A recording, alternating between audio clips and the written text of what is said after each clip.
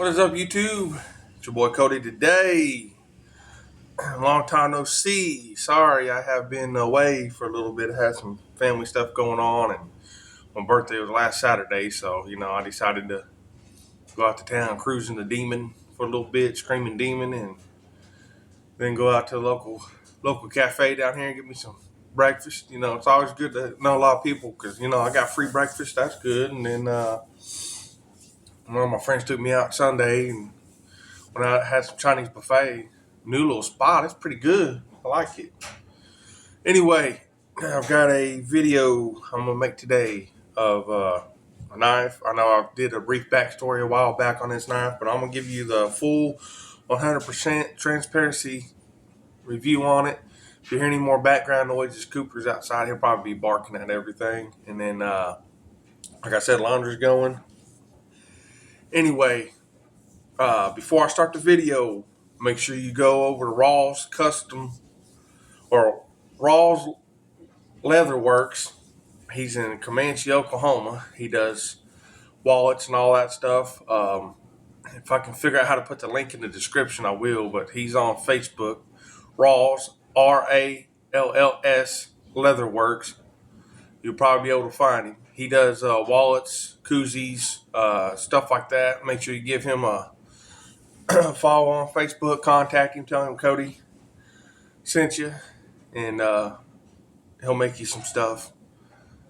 He's more than fair on prices on stuff that I've seen other people charge way more, but he's just starting out, getting his business up and going, so make sure you hit up Skylar Rawls over there on Rawls Leather Works on Facebook. Tell him Cody sent you. So let's go ahead and go on this video I'm going to make. This is a Schrade 171 UH.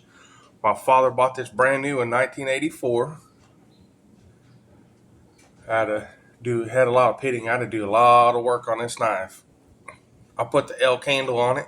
I'm getting a sheath custom made for it. I've got a couple people that said they can make it, but we will see. It's kind of hard to make a sheath for one of these. Yeah, I polished it up real good. It's got high strength epoxy in it. Pretty good knife. I put an edge on it. It didn't have one. When you get these, the USA made ones, they don't have a beveled edge like the new ones do, the Chinese ones. And this was sharp up here. I got this down. Now put the edge on it. It's sharp. This right here will cut you to the bone. Anyway, the backstory of it is it's a 1984 Schrade 171 UH. My father bought this brand new in Kmart in 1984 for $39. The deer season of 84, he went out hunting at Gruber up in Spavinaw Reservation area up in Oklahoma. Lost the knife because his belt loop broke. He blamed it on a belt loop. I mean, the sheaths for these back then were shitty. I'm not going to knock on how they did it, but just the way that the loop was made on these sheaths here were shitty. They're real thin. Anyway, he lost it. Didn't think he was going to find it again. Well, deer season 85 rolls around. My late Uncle Nelson shot a coyote. It was running with something in its mouth. It had this knife with the old scabbard in its mouth. Nelson kept the knife until his passing in 2023 and willed it back to my father. Then they had the handle was the old crappy Bakelite. It probably went up to about right here, and it was chewed on by the coyote. So my father's been like, "Oh, I want to make one of these with that stag handle because I never seen them like that with the real one." So I had a harebrained idea. I acquired this elk handle or one that was a buck, but I kind of like the feel of this anyway, how it's made. And I went through 4 brand new carbide diamond bits to cut through this elk handle. So I'm gonna let y'all know. I went through that with my bench press, my little drill press, and that thing was from Harbor Freight. I only used it one time. I'm going to tell you right now, I jumped that belt up to the highest setting I could get to get this down in here. Then I had to clamp this on my vise and use a drill. And I accidentally went through a little bit right there. That's why there's all that here. But when you put this in here, you need to make sure it is as straight as possible when you do this. All right. So you put it in a vise, and what I used to fill this more up with stuff. Sorry again for the background noise. It's Cooper. Um, Antler dust mixed with the epoxy. I used the high strength, the highest bonding epoxy that they had, the toughest. That's why it's gray. I don't really care.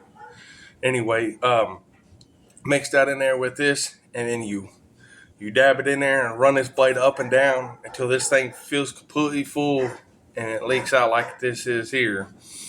But you need to tape it with blue masking tape all the way up and then tape the blade. Then I'll polish the guard and everything. But here it is. It's a Schrade USA right there. 171 UH. That is the backstory on this knife. When I get some sheaths in for it or a sheath, I will show you all that. I've also got some other things in the works. I got some sponsors coming to the channel too. When it is made available to me, I will make a video of the sponsors. I already have one sponsor. I will name his name too when this other sponsorship stuff gets done. And then that way, it'll be all on one because I don't want to leave anybody out. So if you'd like to sponsor my YouTube channel, if you see my Facebook, whatever, get in contact with me. I'll do honest reviews on your all's product and help you support your business. Anyway, here's the knife again.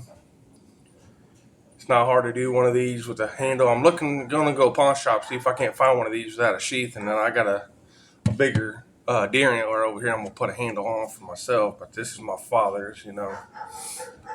Once I get a sheath for it, it'll be completed. He'll be happy. Y'all make sure you like, share, and subscribe.